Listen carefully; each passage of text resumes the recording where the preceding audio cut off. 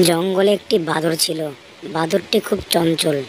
একদিন সে একটি বড় কলা পেয়ে খুব খুশিতে নাচতে লাগছিল। তখন সে দেখতে পারে তার কলার দিকে একটি ইঁদুর নজর দিচ্ছিল। এরপর বাঁদরটি ভাবতে লাগলো ইঁদুরটাকে নিয়ে সে কিভাবে মজা করবে। সে কলাটির মধ্যে কি যেন একটা মিশিয়ে দিল। সেই কলাটিকে সেই ইঁদুরটির দিকে ছুঁড়ে মেরে সে লুকিয়ে পড়ল।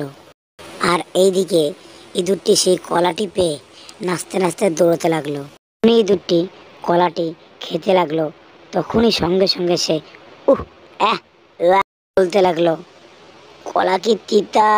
এত তিতা কেউ খায় নাকি? উরি বাবা!